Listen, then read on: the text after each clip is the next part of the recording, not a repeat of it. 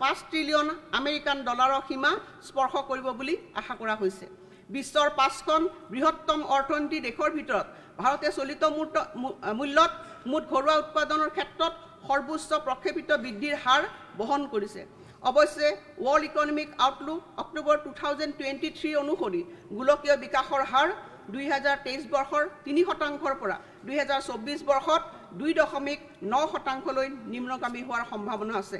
প্ৰক্ষেপিত পাঠকলন অনুসৰি 2024-25 বৰ্ষত ৰাজ্যৰ মুঠ ঘৰুৱা উৎপাদন চলিত মূল্যত 6.43 লাখ কোটি টকা হ'ব বুলি আশা কৰা হৈছে আৰু ই হৈছে 2016-17 বৰ্ষৰ মুঠ ৰাজ্যিক ঘৰুৱা উৎপাদন 2.54 লাখ কোটি টকাৰ তুলনাত 150%তকৈ অধিক বৃদ্ধি। আগতীয়া প্ৰাক্কলন অনুসৰি অসমৰ মুঠ ৰাজ্যিক ঘৰুৱা উৎপাদন চলিত বৰ্ষত 2022-23 বৰ্ষৰ 4.93 লাখ কোটি টকাৰ বিপৰীতে 15.6% বিকাশৰ হাৰে 2023-24 বৰ্ষত 5.70 লাখ কোটি টকা হোৱাৰ সম্ভাৱনা আছে।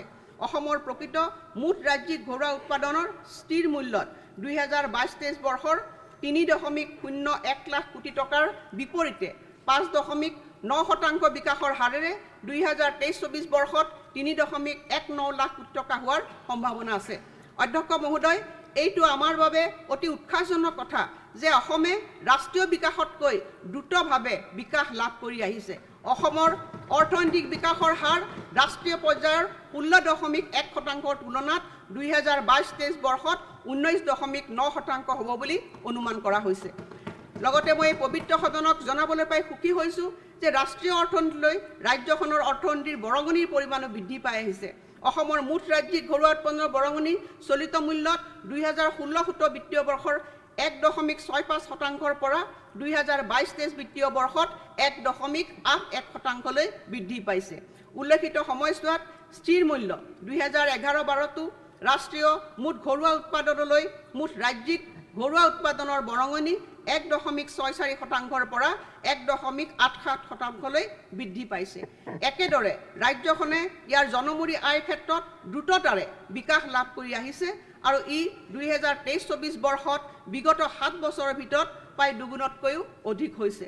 ৰাজ্যখনৰ জনমূৰি আয় চলিত মূল্যত 2016-17 বৰ্ষৰ 66,330 টকাৰ তুলনাত 2022-23 বিত্তীয় বৰ্ষত 1,20,336 টকা হৈছে আৰু 2023-24 বৰ্ষত ৰাজ্যখনৰ জনমূৰি আয় 1,35,787 টকা হ'ব বুলি অনুমান কৰা হৈছে।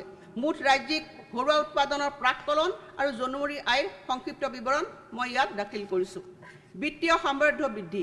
মাননীয় অধ্যক্ষ মহোদয়, ৰাজ্যখনৰ বাজেট ব্যয় 2015-16 বিত্তীয় বৰ্ষত 41,931 কোটি টকাৰ বিপৰীতে 2022-23 বিত্তীয় বৰ্ষত 1,27,283 কোটি টকালৈ বৃদ্ধি পাইছে। লক্ষণীয়ভাৱে ৰাজ্যখনৰ মূলধনী ব্যয় 2015-16 বিত্তীয় বৰ্ষৰ পৰা 2,991 কোটি টকাৰ পৰা 2022-23 বিত্তীয় বৰ্ষত 16,338 কোটি টকালৈ বৃদ্ধি পাইছে। অসমে নিৰ্দিষ্ট মূলধনী প্ৰকল্পসমূহৰ বাবে গ্ৰাম্য অৰ্থনীতি উন্নয়ন পুঁজি আৰু বহিঃসাহায্যপ্ৰাপ্ত প্ৰকল্পসমূহৰ পুঁজি সফলতাৰে সদ্ব্যৱহাৰ কৰিছে।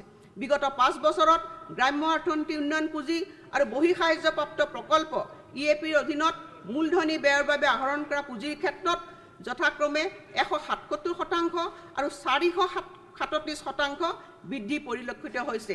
গ্ৰাফৰ সহায়ত এই কথাখিনি তলত দেখুওৱা হৈছে।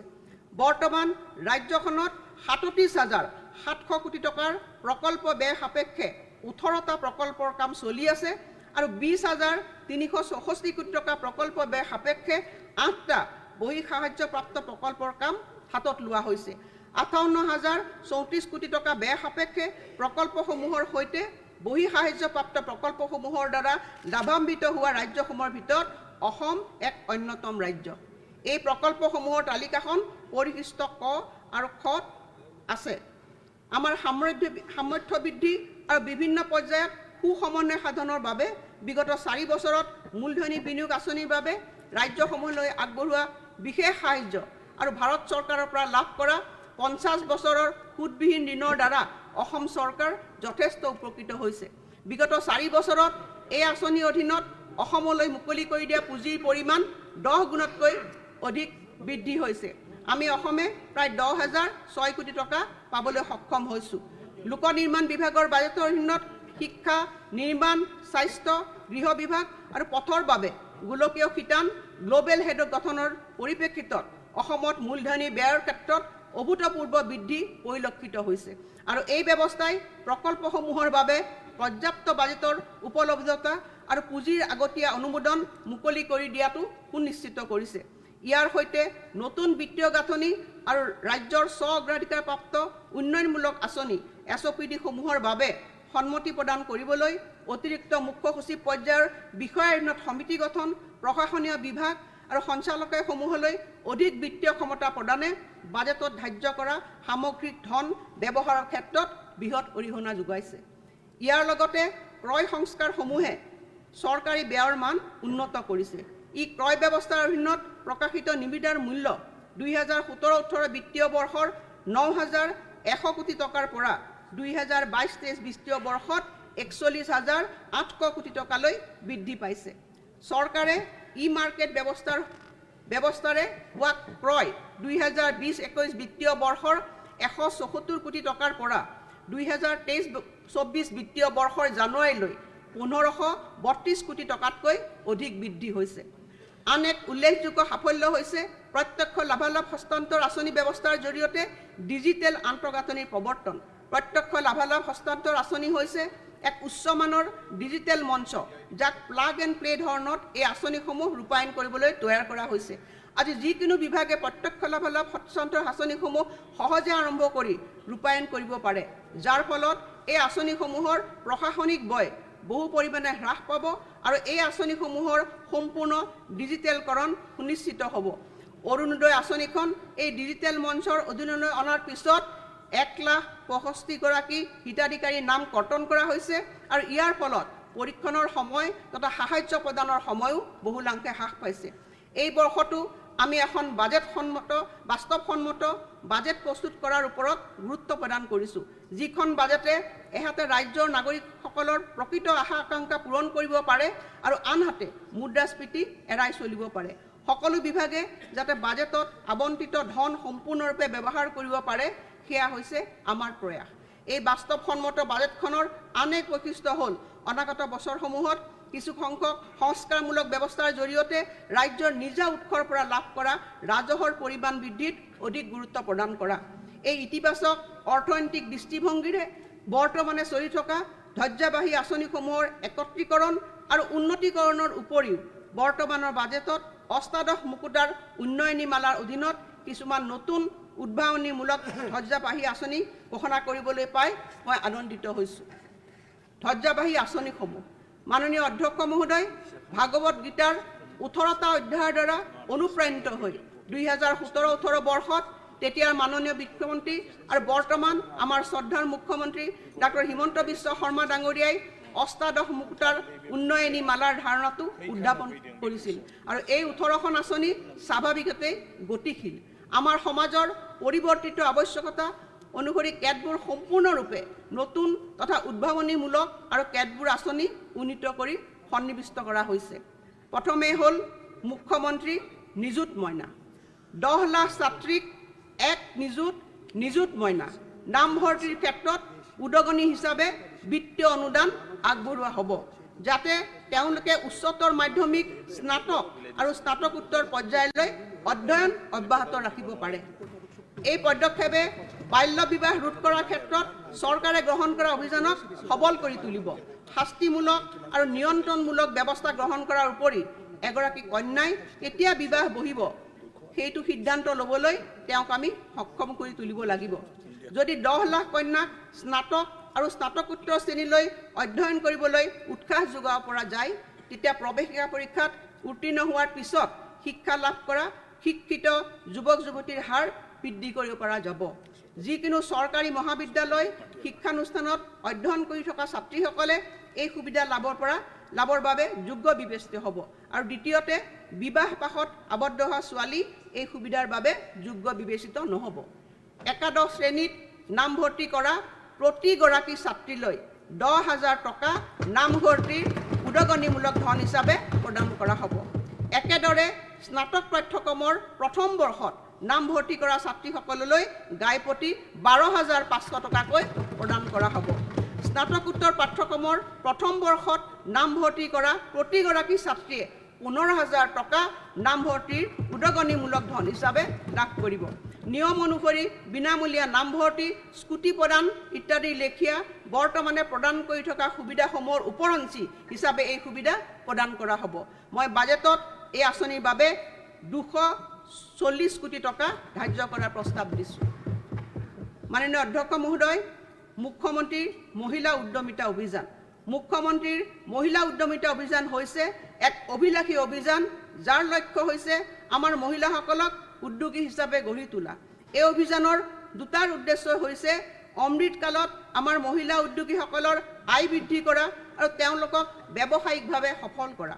সমগ্ৰ ৰাজ্যখনতে কেতবোৰ চৰ্ত সাপেক্ষে আমি গ্ৰামাঞ্চলৰ আত্মসহায়ক গোটসমূহৰ প্ৰায় 39,67,743 গৰাকী মহিলা সদস্যলৈ গাইপতি 10,000 টকাকৈ উদ্যমিতা পুঁজি আমি প্ৰদান কৰিম। তেওঁলোকে এই সুবিধা লাভ কৰাৰ পিছত আমি এনে প্ৰতিগৰাকী হিতাধিকাৰীৰ বাবে ন্যূনতম 25,000 টকাকৈ বেংক ঋণ আগবঢ়াবলৈ প্ৰতিশ্ৰুতিবদ্ধ। তদুপৰি এই ঋণৰ ধন তেওঁলোকে সৎব্যৱহাৰ কৰি সময়মতে পৰিশোধ কৰিলে এনে প্ৰতিগৰাকী হিতাধিকাৰীলৈ 12,500 টকাৰ মূলধনী সাহায্য প্ৰদান কৰা হ'ব।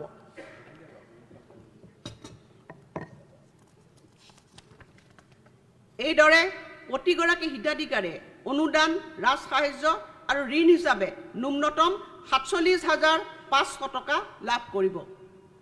আত্মসহায়ক গোটৰ সদস্যসকললৈ আবেদন প্ৰপত্ৰ বিতৰণৰ কাম ইতিমধ্যে আৰম্ভ হৈছে। মই এই কথা জনাবলৈ পাই সুখী হৈছোঁ যে আমি নগৰ অঞ্চলতো মুখ্যমন্ত্ৰী মহিলা উদ্যমিতা অভিযান নগৰীয়া নামেৰে এই আঁচনিখন ৰূপায়ণ কৰিব বিচাৰিছোঁ আৰু এই আঁচনিখনে আত্মসহায়ক গোটৰ প্ৰায় 2,50,000 সদস্যক সামৰি ল'ব। মই এই আঁচনিৰ সফল ৰূপায়ণৰ বাবেও পৰ্যাপ্ত পুঁজি আবণ্টনৰ প্ৰস্তাৱ দিছোঁ। অধ্যক্ষ মহোদয়, ইয়াৰ পিছত আহিছোঁ অৰুণোদয়। অৰুণোদয় 2.0 পৰিসৰ বৃদ্ধিৰে অধিক জনসাধাৰণক সামৰি লোৱা। বিগত বৰ্ষৰ সংকল্পৰ লগত সংগতি ৰাখি সমগ্ৰ ৰাজ্যজুৰি অৰুণোদয় 2.0 আৰম্ভ কৰা হৈছিল আৰু এই আঁচনিৰ অধীনত ৰাজ্যখনৰ অন্তোদয় মহিলাসকলৰ উপৰিও তৃতীয় লিংগৰ ব্যক্তি আৰু দিব্যাংগজনে লাভালাভ পোৱাটো নিশ্চিত কৰা হৈছিল। আজি অৰুণোদয় আঁচনিখনে 52 সদস্য থকা পৰিয়ালসমূহক সামৰি লোৱাৰ উপৰিও চেৰিবেল পালচি, থেলাছেমিয়া, হেমোফিলিয়া, কুষ্ঠ বা অটিজিম স্পেক্ট্ৰাম ডিজৰ্ডাৰত ভুগি থকা সদস্যৰ পৰিয়ালসমূহকো সামৰি লৈছে। আজি 27 লাখৰো অধিক হিতাধিকাৰী সামৰি আঁচনিখনৰ পৰিসৰ বৃদ্ধি কৰা হৈছে। হিতাধিকাৰীসকলে প্ৰতি মাহৰ 10 তাৰিখে 1250 টকাকৈ নিজৰ বেংক একাউণ্টত প্ৰত্যক্ষভাৱে লাভ কৰি আহিছে। অধ্যক্ষ মহোদয়, আজি মই এই কথা জনাবলৈ পাই সুখী হৈছোঁ যে এই আঁচনিৰ অধীনত এই বৰ্ষত আমাৰ চৰকাৰে প্ৰায় 2.5 লাখ অতিৰিক্ত হিতাধিকাৰীক সামৰি লোৱাৰ সিদ্ধান্ত লৈছে। ইয়াৰ ফলত ৰাজ্যখনত সৰ্বাধিক 30 লাখৰো অধিক পৰিয়াল অৰুণোদয় আঁচনিৰ জৰিয়তে লাভান্বিত হ'ব। চৰাইদেউ আৰু বিশ্বনাথ জিলাত পাইলট ভিত্তিক অৰুণোদয়ৰ সৈতে ৰেচন কাৰ্ড সংলগ্নকৰণৰ দ্বাৰা ৰাষ্ট্ৰীয় খাদ্য সুৰক্ষা আইনৰ সকলো হিতাধিকাৰী পৰিয়ালে অৰুণোদয় আঁচনিৰ আওতালৈ অনাৰ দিশত প্ৰয়াস চলাম। অভাৱগ্ৰস্তসকলৰ জীৱন যাত্ৰা অধিক সুচল কৰাৰ বাবে চৰকাৰে প্ৰধানমন্ত্ৰী জীৱন জ্যোতি বীমা যোজনা আৰু প্ৰধানমন্ত্ৰী সুৰক্ষা বীমা যোজনাৰ অধীনত অৰুণোদয় হিতাধিকাৰীসকলক বীমা প্ৰদানৰ বিষয়েও বিবেচনা কৰিব। মই এই আঁচনিৰ বাবে বাজেটত 3,800 কোটি টকা ধাৰ্য কৰিছোঁ। অসম মাইক্ৰ' ফাইনেন্স উদগনি আৰু সকাহ আঁচনি তৃতীয় বৰ্গ। মই এই পবিত্ৰ সদনক জনাবলৈ পাই সুখী হৈছোঁ যে আমাৰ প্ৰতিশ্ৰুতি অনুসৰি অসম মাইক্ৰ' ফাইনেন্স উদগনি আৰু সকাহ আঁচনিৰ প্ৰথম পৰ্যায়ত প্ৰথম, দ্বিতীয় আৰু তৃতীয় শ্ৰেণীৰ প্ৰায় 12 লাখ ঋণ গ্ৰহণকাৰীয়ে মুঠ 2,081 কোটি টকাৰ আৰ্থিক সাহায্য লাভ কৰিছে। 2021-22 বৰ্ষত প্ৰথম শ্ৰেণীৰ প্ৰায় 8,19,013 গৰাকীয়ে প্ৰায় 1,493 কোটি টকা, 22-23 বৰ্ষত 107 কোটি টকা, 22-23 বৰ্ষৰ দ্বিতীয় পৰ্যায়ত 97,938 গৰাকীয়ে 190 টকা আৰু 190 কোটি টকা আৰু 23-24 বৰ্ষৰ তৃতীয় পৰ্যায়তো 2,22,949 গৰাকীয়ে প্ৰায় 291 কোটি টকা লাভ কৰিবলৈ সক্ষম হৈছে। মই এই বছৰৰ বাজেটত আমি এই আঁচনিৰ অধীনত তৃতীয় শ্ৰেণীৰ ঋণ গ্ৰহণকাৰী দুখীয়া মহিলাসকলক সাহায্য প্ৰদান কৰিম। 2021 বৰ্ষৰ 31 মাৰ্চলৈ যিসকলৰ account non performing asset NPL পৰিণত হৈছে আৰু 25,001 টকাৰ পৰা 50,000 টকা পৰ্যন্ত মূলধন আদায় দিবলৈ বাকী আছে, তেনে মহিলাক এনে সাহায্য প্ৰদান কৰা হ'ব। আৰু এই আঁচনিৰ বাবে 2024-25 বিত্তীয় বৰ্ষত মই 550 কোটি টকাৰ আবণ্টনৰ প্ৰস্তাৱ ৰাখিছোঁ। মুখ্যমন্ত্ৰীৰ আত্মনিৰ্ভৰ অসম অভিযান মহোদয়, বিগত বৰ্ষত এখন ধৈৰ্যবাহী আঁচনি হিচাপে মুখ্যমন্ত্ৰী স্বনিয়োজন অভিযানৰ বিষয়ে মই ঘোষণা কৰিছিলোঁ। আঁচনিখনে ব্যাপক সঁহাৰি লাভ কৰিছে আৰু প্ৰায় 1,04,000 গৰাকী যুৱক যুৱতীয়ে বিস্তৃত প্ৰকল্প প্ৰতিবেদনসহ আবেদন কৰিছে আৰু চলিত ফেব্ৰুৱাৰী মাহতে বাছনি প্ৰক্ৰিয়া আৰম্ভ হ'ব। ক্ষুদ্ৰ উদ্যোগীসকলে চৰকাৰী অনুদান আৰু সুদবিহীন চৰকাৰী ঋণ সংযুক্তকৰণেৰে কিস্তি আকাৰে 2 লাখ আৰু 5 লাখ টকা লাভ কৰিব। সুদবিহীন চৰকাৰী ঋণ 5 বছৰ পিছত অৰ্থাৎ 61তম মাহৰ পৰা 60টা সমান কিস্তিত পৰিশোধ কৰিব। বাণিজ্য, নিৰ্মাণ সেৱা, খাদ্য সংসাধন, হস্ততাঁত, হস্তশিল্প, কৃষি, পশুপালন, মীন আৰু দুগ্ধ ইত্যাদি লেখীয়া বিভিন্ন খণ্ডৰ প্ৰশিক্ষণ আৰু পৰামৰ্শ প্ৰদান কৰা হ'ব। মুখ্যমন্ত্ৰীৰ সমগ্ৰ গ্ৰাম্য উন্নয়ন যোজনাৰ অধীনত ইয়াৰ বাবদ মই 1,010 কোটি টকা ব্যয় কৰাৰ কাৰণে প্ৰস্তাৱ ৰাখিছোঁ। 1 লাখ প্লাছ নিযুক্তি। অধ্যক্ষ মহোদয়, আমাৰ যুৱক যুৱতীসকলক 1 লাখ চৰকাৰী চাকৰি প্ৰদান কৰিম বুলি আমাৰ চৰকাৰে দৃঢ়তাৰে ঘোষণা কৰিছিল। আজি গৌৰৱেৰে জনাওঁ যে 2024 বৰ্ষৰ জানুৱাৰী মাহলৈ আমি 94,506 গৰাকী চাকৰি প্ৰত্যাশীক সফলতাৰে নিযুক্তি দিছোঁ। বিতং তথ্য অধ্যক্ষ মহোদয় মই সদনত দাখিল কৰিছোঁ আৰু বিভাগ ভিত্তিক বিৱৰণ 2022, 23 আৰু 24 ইয়াত দাখিল কৰা হৈছে। মহাশয়, ইয়াৰ উপৰিও 35,910টা পদৰ বাবে ইতিমধ্যে বিজ্ঞাপন প্ৰকাশ কৰা হৈছে আৰু ইয়াৰ জৰিয়তে মুঠ 1,30,416টা চৰকাৰী চাকৰিৰ সুবিধা সৃষ্টি কৰা হৈছে। আপোনালোক সকলোৱে এই কথাত নিশ্চিত সহমত প্ৰকাশ কৰিব যে সম্ভৱপৰ কম সময়ৰ ভিতৰতে প্ৰথমবাৰৰ বাবে এনেকুৱা এক অভিলেখ পৰ্যায়ৰ নিযুক্তি প্ৰক্ৰিয়া সম্পন্ন হৈছে।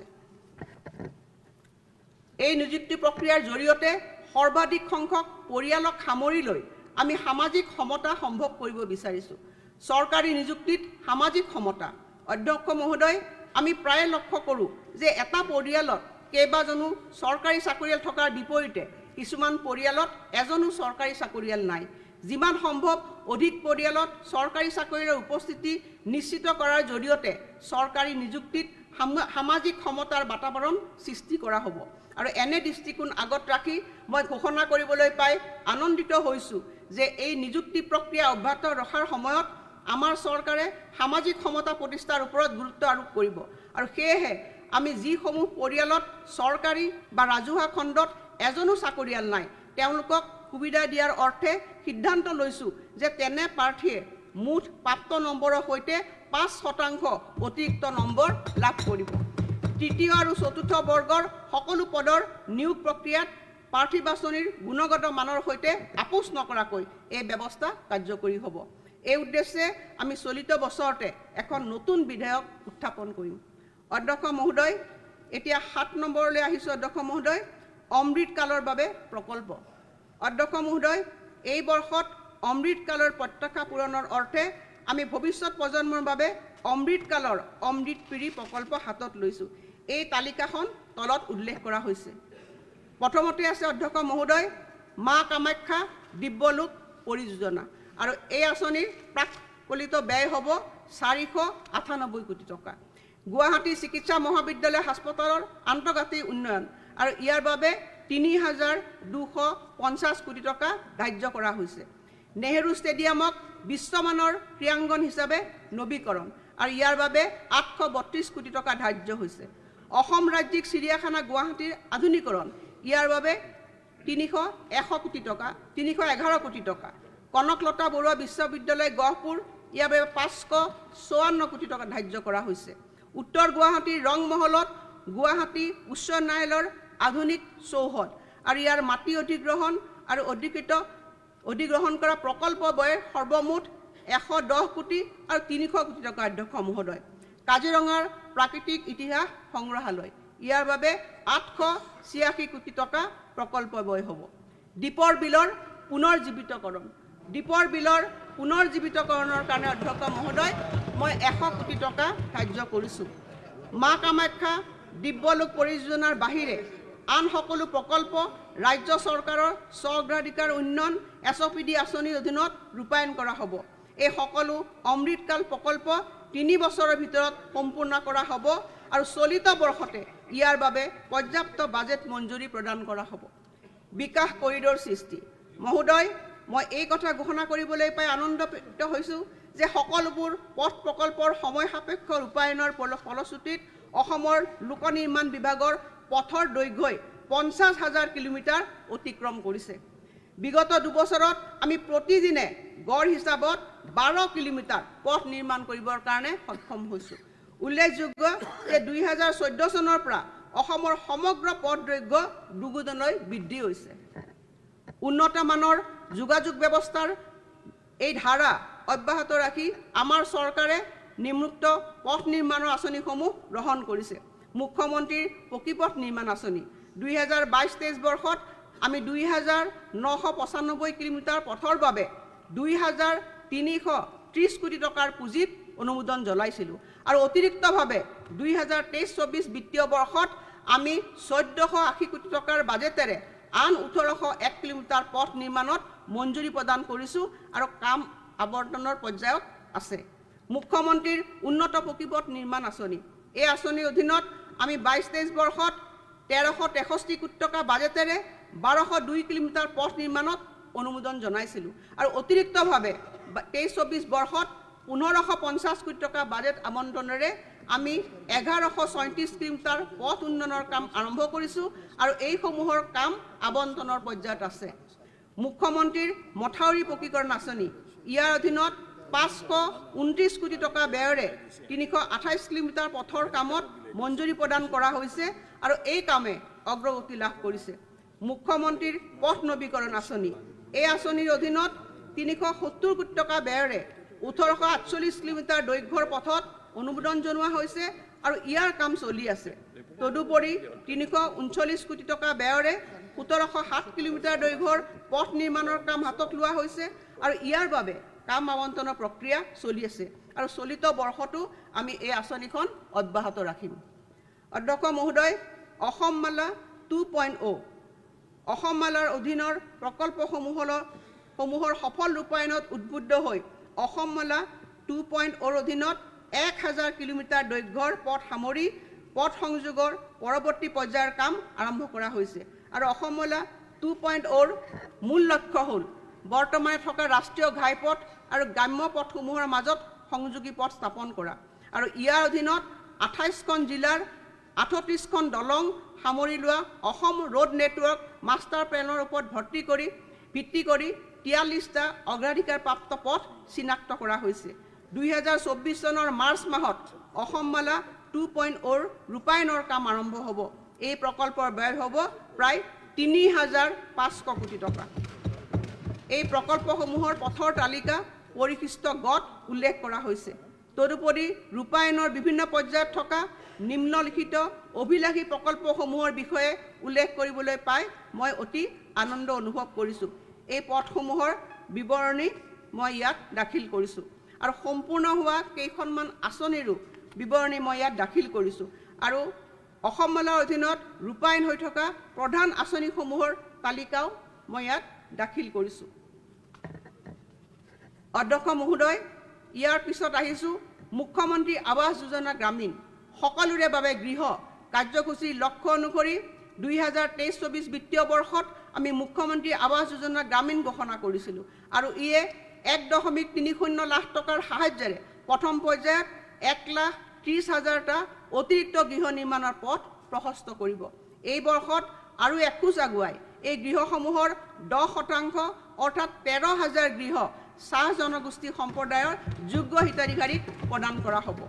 তদুপৰি পূৰ্বৰ বাদ পৰি যোৱা যোগ্য হিতাধিকাৰীসকলক সামৰি লোৱাৰ পদক্ষেপ হিচাপে 13,000 গৃহ 10% হিতাধিকাৰী পূৰ্বৰ আৰ্থসামাজিক আৰু জাতিগত পিয়ল আৰু অতিৰিক্ত তালিকাৰ পৰা বাদ পৰি যোৱা অতি দৰিদ্ৰ হিতাধিকাৰীসকলৰ বাবে আবণ্টন দিয়া হ'ব আৰু এয়া স্থায়ী অপেক্ষাৰ তালিকাত অন্তৰ্ভুক্ত নোহোৱা লোকৰ বাবে উপলব্ধ হ'ব। অধ্যক্ষ মহোদয়, মাননীয় প্ৰধানমন্ত্ৰী নৰেন্দ্ৰ মোদী ডাঙৰীয়াৰ পদক্ষেপ অনুসৰি 2024-25 বৰ্ষৰ অন্তৰ্বৰ্তীকালীন বাজেটত প্ৰধানমন্ত্ৰী আৱাস যোজনা গ্ৰামীণৰ অধীনত আগন্তুক 5 বছৰত 2 কোটিটা অতিৰিক্ত গৃহ নিৰ্মাণৰ ঘোষণা কৰা হৈছে। এই পদক্ষেপে অসমৰ দৰিদ্ৰ পৰিয়ালসমূহকো বিশেষভাৱে উপকৃত কৰিব আৰু মই মুখ্যমন্ত্ৰী আৱাস যোজনা এই আঁচনিখনৰ বাবে এই বিত্তীয় বৰ্ষত 600 কোটি টকা আবণ্টনৰ প্ৰস্তাৱ ৰাখিছোঁ। তদুপৰি আমাৰ চৰকাৰে অভিলাষী চৰকাৰী আৱাস প্ৰকল্পও হাতত লৈছে। আৰক্ষীৰ বাবে গৃহ। মহোদয়, আৰক্ষী কৰ্মচাৰী আৰু তেওঁলোকৰ পৰিয়ালৰ বসবাসৰ সুব্যৱস্থাৰ বাবে আমাৰ চৰকাৰে অনাগত 5 বছৰত 1000 বৰ্গফুটৰ 2টা শোৱনি কোঠাযুক্ত 10,000 নতুন গৃহ নিৰ্মাণৰ পৰিকল্পনা হাতত লৈছে। সমগ্ৰ অসমত সিঁচৰিত হৈ থকা অসম আৰক্ষী বেটেলিয়নসমূহৰ লগতে লাচিত বৰফুকন আৰক্ষী একাডেমীত এই গৃহসমূহ নিৰ্মাণ কৰা হ'ব। 2024-25 বিত্তীয় বৰ্ষত আমি 2000টা গৃহ নিৰ্মাণৰ কাম সম্পূৰ্ণ কৰিম আৰু এই উদ্দেশ্যে মই 150 কোটি টকা এই বাজেটত ধাৰ্য কৰিছোঁ। চাফাই কৰ্মচাৰীসকলৰ বাবে গৃহ। পৌৰসভা আৰু নগৰ সমিতি অঞ্চলসমূহত পৰ্যায়ক্ৰমে চাফাই কৰ্মচাৰীসকলক গৃহ প্ৰদান কৰাৰ বাবে এখন আঁচনি ঘোষণা কৰিবলৈ পাই মই নথৈ আনন্দিত হৈছোঁ, য'ত ষ্ট্ৰীট লাইট, পানী যোগান, উদ্যান, সমূহীয়া কেন্দ্ৰৰ দৰে অত্যাৱশ্যকীয় সা সুবিধাসমূহ থাকিব। চলিত বৰ্ষত সমগ্ৰ ৰাজ্যখনতে প্ৰথম পৰ্যায়ত 250টা গৃহ নিৰ্মাণৰ বাবে মই 37 কোটি 50 লাখ টকা ধাৰ্য কৰিছোঁ। অধ্যক্ষ মহোদয়, ইয়াৰ পিছতে গুৰুত্বপূৰ্ণ আঁচনিৰ বিষয়ে আহিছোঁ। বানপানীৰ দিশ সলনিৰ বাবে ব্ৰহ্মপুত্ৰৰ সৈতে জলাশয়সমূহৰ সংলগ্নকৰণৰ উদ্ভাৱনমূলক পদক্ষেপ। জলবায়ু স্পৰ্শকাতৰতা সূচাংক অনুসৰি জলবায়ু ক্ষেত্ৰত অসম আটাইতকৈ স্পৰ্শকাতৰ ৰাজ্য আৰু জলবায়ু পৰিৱৰ্তনজনিত প্ৰতিকূল বতৰৰ বাবে প্ৰতি বছৰে আমাৰ যথেষ্ট ধন হানি হয়। ই আমাৰ গাঁও আৰু চহৰ উভয়ৰে বাসিন্দাসকলক সমানে ক্ষতিগ্ৰস্ত কৰে। মথাউৰি নিৰ্মাণৰ দৰে পৰম্পৰাগত বান প্ৰতিৰোধ ব্যৱস্থাৰ আওতাৰ বাহিৰলৈ গৈ এক সৰ্বাংগীন আৰু সংহত জলসম্পদ পৰিচালনা ব্যৱস্থাৰ জৰিয়তে বানপানীজনিত দুৰ্যোগৰ মোকাবিলা কৰাৰ বাবে আমাৰ চৰকাৰ ৰাজ্যবাসীৰ ওচৰত দায়বদ্ধ। এই উদ্দেশ্য আগত ৰাখি আমি শেহতীয়া বিজ্ঞানসন্মত তথ্য আৰু অধ্যয়নেৰে নতুন পদক্ষেপ গ্ৰহণ কৰিছোঁ। বানপানী অন্যফালে বোৱাই নিয়াৰ বাবে উপযুক্ত জলাশয় আৰ্দ্ৰভূমি চিনাক্তকৰণৰ অৰ্থে আমি উত্তৰ পূব মহাকাশ প্ৰয়োগ কেন্দ্ৰৰ জৰিয়তে জৰীপ চলাইছিলোঁ। ইয়াৰ জৰিয়তে সৰ্বমুঠ 271টা জলাশয় হ্ৰদ, য'ত 10 হেক্টৰতকৈ বিস্তৃত পানী আছে, বানপানী অন্যফালে বোৱাই নিয়াৰ বাবে উপযুক্ত বিবেচিত হৈছে। উপযুক্ত বৈজ্ঞানিক তথ্য আৰু গৱেষণাৰ ভিত্তিত কেতবোৰ নতুন ব্যৱস্থাৰ প্ৰয়োগেৰে প্ৰথম পৰ্যায়ত জল ধাৰণ ক্ষমতা অতিৰিক্ত 220 লাখ কিউবিক মিটাৰলৈ বৃদ্ধি কৰাৰ জৰিয়তে কেইটামান বৃহৎ আকাৰৰ জলাশয় পুনৰ জীৱিতকৰণ আৰু পুনৰ উদ্ধাৰ কৰাৰ বাবে চিনাক্ত কৰা হৈছে। উত্তৰ পূব মহাকাশ প্ৰয়োগ কেন্দ্ৰ নেছেকে বানপানী সৃষ্টি কৰা নদীসমূহৰ জলবিজ্ঞান বিশ্লেষণ কৰিছিল। এই অধ্যয়নটোত এইটোৱে লক্ষ্য কৰা হৈছিল যে বানপানীয়ে পথ সলনিৰে কিছু সংখ্যক নদীৰ বানৰ অধিকৰ সময়ত ইয়াৰ জলৰাশি 20% পৰা 80%লৈ হ্ৰাস কৰিব পাৰে। এই পদক্ষেপে পৰ্যটন ক্ষেত্ৰখনক উল্লেখযোগ্যভাৱে সহায় কৰাৰ লগতে ভূভাগৰ নিম্নগামী জলপৃষ্ঠক ওপৰলৈ অনাত আৰু দুৰ্বল জল পৰিৱেশ তন্ত্ৰৰ পুনৰ উদ্ধাৰ কৰাত সহায় কৰিব। ই এক বহনক্ষম ধৰণেৰে পৰিৱেশ তন্ত্ৰজনিত সেৱাৰ ওপৰত নিৰ্ভৰ কৰা সম্প্ৰদায়সমূহক জীৱিকাৰ ক্ষেত্ৰত উপকৃত কৰিব। মথাউৰি নিৰ্মাণৰ পৰম্পৰাগত ব্যৱস্থাৰ পৰা আঁতৰি জলাশয় আৰু ব্ৰহ্মপুত্ৰৰ বানপানীৰ সংগত ব্যৱস্থাপনাৰ এই নতুন পদ্ধতি বান প্ৰতিৰোধৰ ক্ষেত্ৰত ৰাজ্যখনৰ এক যুগান্তকাৰী পদক্ষেপ। ইয়াৰ বাবে মই প্ৰায় 200 কোটি টকাৰ আবণ্টন দিয়াৰ বাবে প্ৰস্তাৱ কৰিছোঁ। চৰকাৰৰ মথাউৰি নিৰ্মাণ আৰু ব্যৱস্থাপনাৰ জৰিয়তে নিয়মীয়া গুৰুত্বপূৰ্ণ ব্যৱস্থাৰ উপৰি ই হ'ব এক অতিৰিক্ত কাৰ্যপন্থা। বিগত 3টা বছৰত আমি 204 কিলোমিটাৰ নতুন মথাউৰি নিৰ্মাণ, 1125 কিলোমিটাৰ বৰ্তমানে থকা মথাউৰিৰ উচ্চতা বৃদ্ধি তথা শক্তিশালীকৰণৰ ব্যৱস্থা কৰিছোঁ। ইয়াৰ উপৰিও আমাৰ চৰকাৰে 1000 কিলোমিটাৰ মথাউৰিক পথ মথাউৰিলৈ ৰূপান্তৰ কৰাৰ ব্যৱস্থা কৰিছে। 520 কোটি টকা ব্যয়েৰে 50টা মথাউৰি নিৰ্মাণ উন্নীতকৰণৰ বাবে ইতিমধ্যে প্ৰশাসনিক অনুমোদন দিয়া হৈছে আৰু চলিত বৰ্ষতে এই প্ৰকল্পসমূহৰ ৰূপায়ণৰ কাম আৰম্ভণি হ'ব। অসম অধ্যক্ষ মহোদয়, ইয়াৰ পিছত মই সেউজ অসমৰ বাবে সেউজ বিকাশ আঁচনিলৈ আহিছোঁ। অমৃত বৃক্ষ আন্দোলন অধীনত সমগ্ৰ ৰাজ্যখনতে 53বিধ বাণিজ্যিকভাৱে মূল্যৱান প্ৰজাতিৰ 1 কোটিৰো অধিক গছপুলি ৰোপণ কৰা হৈছে। মোবাইল এপৰ জৰিয়তে 48 লাখৰো অধিক নাগৰিকে নিজৰ নাম পঞ্জীয়ন কৰিছিল আৰু 1.12 কোটি গছপুলি ৰোপণ কৰিছিল। এই জনভাগী আৰ্হিৰ প্ৰচেষ্টাই বৃক্ষৰোপণ সম্পৰ্কীয় 10টা গিনিছ বিশ্ব অভিলেখ কৰিবলৈ সক্ষম হৈছে। এই বছৰত আমি 3 কোটি গছপুলি ৰোপণ কৰিম আৰু এই উদ্দেশ্যে মই 40 কোটি টকা আবণ্টন ৰাখিছোঁ। নৱীকৰণ শক্তি অসম শক্তি উৎপাদন নিগম লিমিটেড আৰু অইল ইণ্ডিয়া লিমিটেডৰ মাজত নামৰূপত 25 মেগাৱাটৰ সৌৰশক্তি প্ৰকল্পকে ধৰি সেউজ শক্তি উৎপাদন প্ৰকল্পৰ বাবে 4091 কোটি টকাৰ এখন বুজাবুজিৰ চুক্তিৰ স্বাক্ষৰ কৰা হৈছে। ৰাজ্যিক ভিত্তিত নৱীকৰণযুক্ত শক্তি প্ৰকল্পৰ বাবে অসম শক্তি বিতৰণ কোম্পানী লিমিটেডে নেইভেলি লিগনাইট কৰ্পোৰেশ্যন ইণ্ডিয়া লিমিটেড আৰু সতলুজ জল বিদ্যুৎ নিগমৰ সৈতে সমন্বয় স্থাপন কৰিছে। 1000 মেগাৱাট সৌৰশক্তি প্ৰকল্প স্থাপনত ভাৰত চৰকাৰে অনুমোদন দিছে আৰু তদুপৰি 120 মেগাৱাট ক্ষমতা সম্পন্ন নামনি কপিলী জলবিদ্যুৎ প্ৰকল্পৰ কাম চলিত বৰ্ষৰ শেষ ভাগত সম্পূৰ্ণ হ'ব। সেউজ পৰিৱেশ অনুকূল অভ্যাসৰ প্ৰতি ৰাজ্যখনৰ অংগীকাৰ প্ৰদৰ্শন কৰি নতুন বৈদ্যুতিক বাহনৰ পঞ্জীয়ন মাচুল ৰেহাই আৰু মটৰ গাড়ীৰ কৰ 2% হ্ৰাস কৰা হৈছে। যান বাহন স্ক্ৰেপেজ নীতিৰ অধীনত 3000 যান বাহন বিজ্ঞানসন্মতভাৱে ভাঙি পেলোৱা হৈছে। অসম ৰাজ্যিক পৰিবহণ নিগমৰ অধীনত আমি গুৱাহাটী মহানগৰীৰ 100খন CNG বাছ আৰু 200খন বৈদ্যুতিক বাছৰ চলাচল আমি আৰম্ভ কৰিছোঁ। 2024-25 বৰ্ষত আমি গুৱাহাটীত আন 100খন বিদ্যুৎ চালিত বাহনৰ চলাচল আৰম্ভ কৰিম, যাতে মহানগৰীৰ ৰাজহুৱা পৰিবহণ ব্যৱস্থা 100% সেউজ হোৱাৰ লগতে সম্পূৰ্ণৰূপে জীৱাশ্ম ভিত্তিক ইন্ধনমুক্ত হয়। চৰকাৰী ভৱনৰ বিদ্যুৎ ব্যৱস্থাৰ নিৰীক্ষণ মই এই বছৰ চৰকাৰী ভৱনবোৰৰ কাৰ্বন ফুটপ্ৰিণ্ট কমাবৰ বাবে ভৱনবোৰৰ ব্যৱহাৰ্য শক্তি নিৰীক্ষণ কৰাৰ প্ৰস্তাৱ দিছোঁ। ইয়াৰ বাবে মই 10 কোটি টকাৰ প্ৰস্তাৱ ৰাখিছোঁ। ঘৰৰ ছাদত বাধ্যতামূলক সৌৰশক্তি ৰাজ্যখনৰ সকলো নতুনকৈ নিৰ্মাণ হ'বলগীয়া ব্যক্তিগত আৰু চৰকাৰী ভৱনৰ ছাদত সৌৰশক্তি ব্যৱস্থাৰ সুবিধা বাধ্যতামূলক কৰা হ'ব আৰু আমাৰ চৰকাৰে এই উদ্দেশ্যে চলিত বছৰতে এখন আইন প্ৰণয়ন কৰিব। ইয়াৰ পিছত দশমতে আমি আহিছোঁ চাহ জনজাতি সম্প্ৰদায়ৰ কল্যাণ। আমাৰ ৰাজ্যৰ চাহ শ্ৰমিক সম্প্ৰদায়ৰ উন্নয়নৰ বাবে আমি বিভিন্ন কল্যাণকামী পদক্ষেপ গ্ৰহণ কৰিছোঁ। তাৰ ভিতৰত আছে চৰকাৰী চাকৰিত 3% সংৰক্ষণ, চাহ বাগিচা অঞ্চলৰ গৰ্ভৱতী মহিলাৰ বাবে মজুৰি ক্ষতিপূৰণ আঁচনি। তৃতীয়তে 218খন আদৰ্শ উচ্চ মাধ্যমিক বিদ্যালয় স্থাপন। চতুৰ্থতে হৈছে অধ্যক্ষ মহোদয় মুখ্যমন্ত্ৰী আৱাস যোজনাৰ অধীনত 13,000 আৱাস নিৰ্মাণ। ইয়াৰ পিছত অধ্যক্ষ মহোদয় আছে জল জীৱন অভিযানৰ অধীনত ঘৰে ঘৰে নল যোগে কাৰ্যকৰী পানী যোগান, চাহ বাগিচাৰ পথ উন্নয়ন। তদুপৰি আমাৰ প্ৰতিশ্ৰুতি অনুসৰি এই বৰ্ষত আমি চাহ বাগিচাৰ লাইনত থকা বাগিচা কৰ্মী পৰিয়ালক বকেয়া বিদ্যুৎ মাচুল ৰেহাই প্ৰদান কৰিম আৰু মই ইয়াৰ বাবে বাজেটত 75 কোটি টকা ধাৰ্য কৰিছোঁ। অধ্যক্ষ মহোদয়, ইয়াৰ উপৰিও চাহ জনজাতি সম্প্ৰদায়ৰ ভূমিৰ অধিকাৰ সংৰক্ষণৰ বাবে আমি ব্যৱস্থা গ্ৰহণ কৰিম আৰু এয়া পৰিলক্ষিত হৈছে যে 3 প্ৰজন্ম ধৰি বসবাসৰ প্ৰমাণ দিব পৰাকৈ চাহ জনজাতি আৰু আন বহুতো খিলঞ্জীয়া সম্প্ৰদায়ৰ লোকৰ তথ্য প্ৰমাণ নাথাকে। ইয়াৰ ফলত তেওঁলোকে ভূমি বন্দবস্তিৰ সুবিধাৰ পৰা বঞ্চিত হয়। মিছন বসুন্ধৰা 3.0 অধীনত চাহ জনজাতি আৰু কেতবোৰ খিলঞ্জীয়া সম্প্ৰদায়ৰ লোকক ভূমিৰ অধিকাৰ দিবলৈ বসবাসৰ প্ৰমাণপত্ৰৰ প্ৰয়োজনীয়তাৰ ক্ষেত্ৰত শিথিলতা প্ৰদৰ্শন কৰা হ'ব। অধ্যক্ষ মহোদয়, সাংস্কৃতিক পৰিচয় অন্বেষণ, ঐতিহ্য বলয় আৰু খণ্ডৰ সৃষ্টি।